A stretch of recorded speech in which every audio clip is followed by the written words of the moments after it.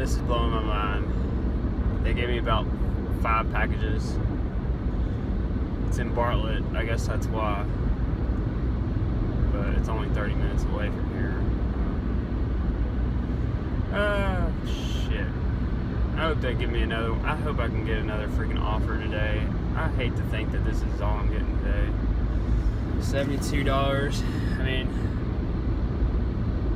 I'll take it, but fuck, I want 200 a day at least. Oh my god. So weird. Oh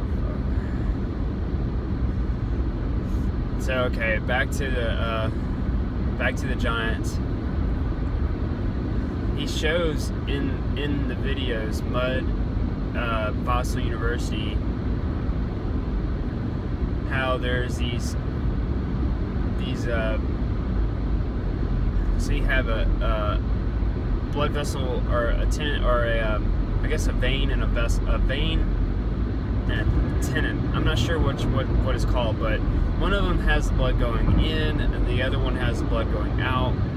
And he just shows that in all these bones where there's a hole for each on all these bones. So there's then you can see the different textures, different layers, the different colors.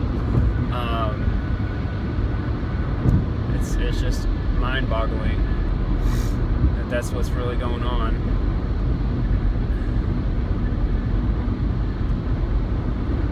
And it makes me want to go out and just dig up a rock somewhere.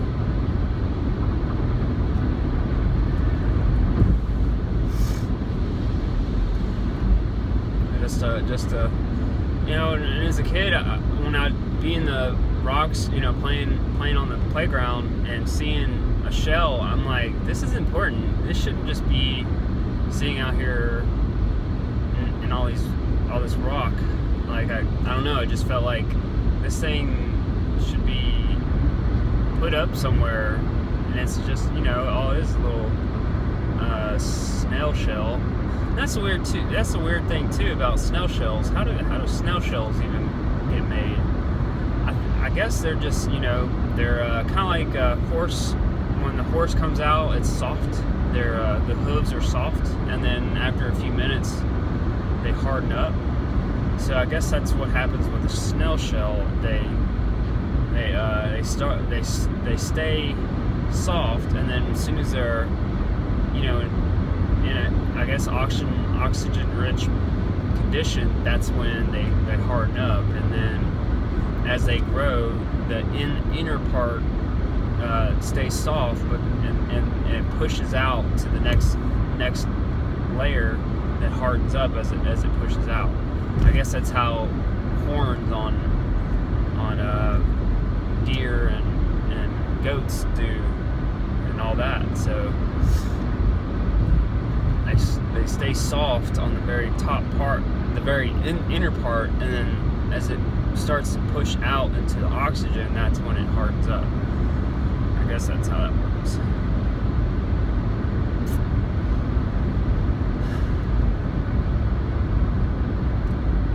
So yeah, the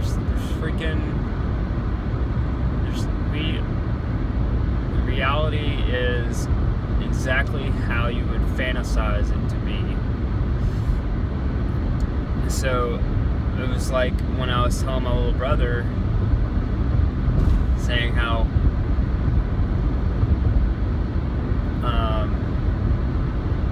whatever you're thinking, whatever you can imagine is real. Whatever comes to your mind, it's true.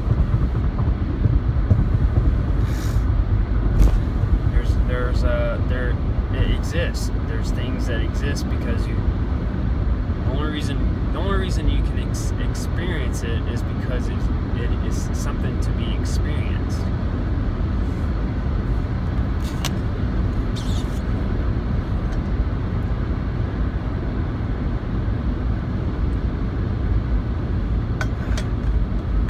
So I'm going to get some castor oil and some magnesium oil today.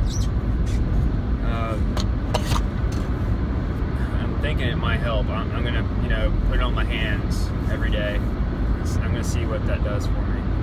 Because as a car detailer, I deal with my hands a lot, and I use soap a lot. So I think it's wearing me out from my hands, having to take all that stuff off my hands all the time. So there's not a lot of, you know, healthy bacteria on my hands anymore. So if I put some castor oil, it'll help protect my hands. I'm hoping. So it is Sunday. I believe it's Sunday. I want to say it's Sunday. It's pretty bad. I don't know what day it is. I think it is Sunday. Yeah, it's Sunday. 35 degrees, overcast. It is the 9th. So I'm using this nail thing. It's got titanium. It's got titanium needles on it. It's a roller, and I've talked about this a couple times. And I'm rubbing it on this horseshoe thing here. These little spots here, and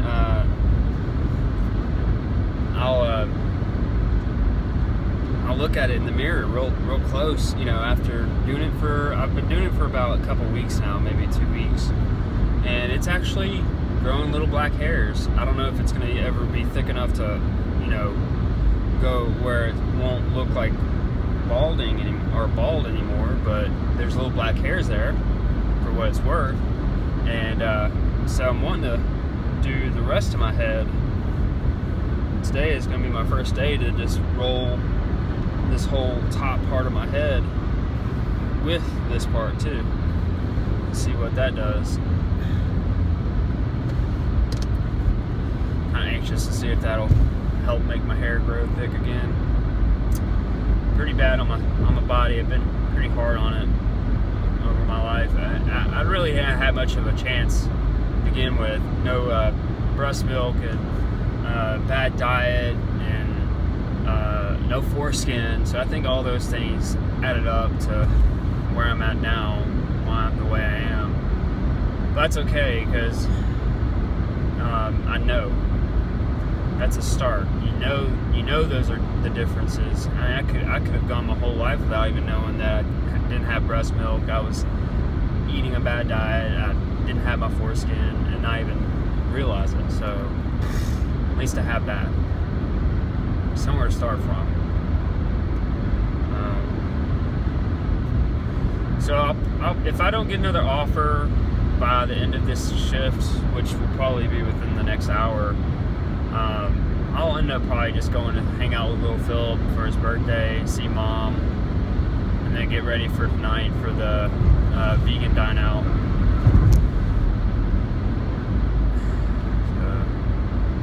So it'll be another short day, another small check. You know, it hurts to even think of. Can't afford to only make $100 a day, if that. So I'm really in a pinch at the moment. I'm thinking I'm supposed to round out 300 a day on the weekends, Saturday, Sunday, 300.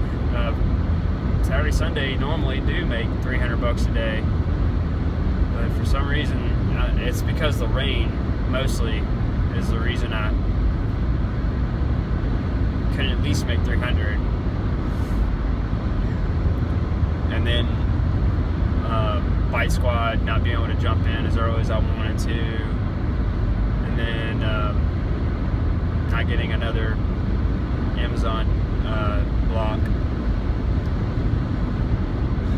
It's weird too, because I pulled up and man, there's just tons of boxes, and every rack has just tons of boxes on them, and then I get to mine and it's fucking empty, and it's all it's got is these envelopes. I'm like, alright, something's up here. I don't understand this, but here I am.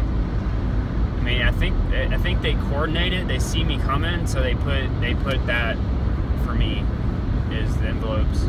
Here you can get the envelopes. So I'm stuck delivering envelopes. I'm the envelope boy today. I will. I just can't wait to get back to Lyft and Uber. But I can't depend on that anymore. I really gotta get my microgreens going. Do the orchard and the garden. Get that straightened out. Yeah, if I can just get those things straight, I won't have to worry about doing any of this stuff anymore.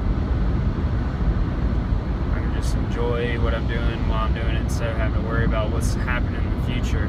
Just do what's doing now and not have to think about tomorrow as much.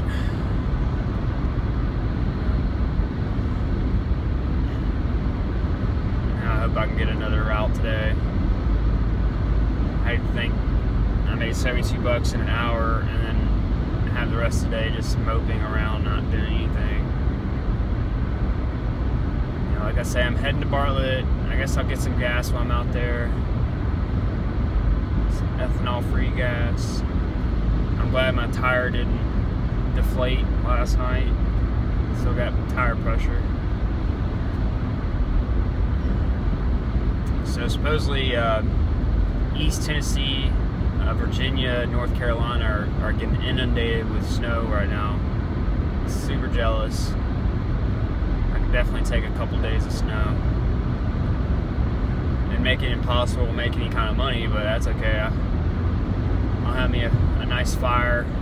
Go and get me some, I guess some chili stuff. Make a big old pot of chili.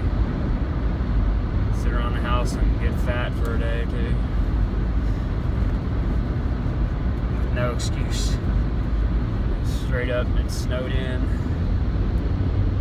Which we haven't had a fall snow in a long time. That's what we had. We had a fall snow, so it's a good chance we'll have snow again this year before the end of the year. We have another month left, pretty much, before the end of the year. About 2.5 weeks, 3 weeks.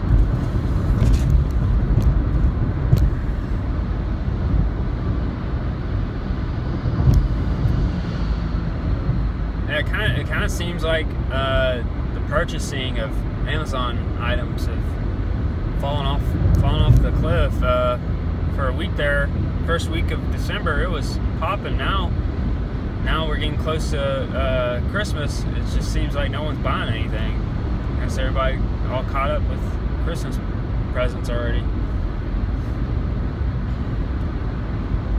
I mean, I was doing okay. You know, I was making at least $1,000 extra a month doing what I was doing anyways without flex. So it's just longer hours. That's the problem. It's just you're constantly driving. You're constantly picking up to-go orders. It's just wearing. It's because it gets long and tedious. But like I say, I'm still making $1,000 extra a month anyway, so this flex has definitely got me at least a month ahead of schedule, which is great. I can put all that towards my bills, get ahead of the inflation. I talk about this all the time.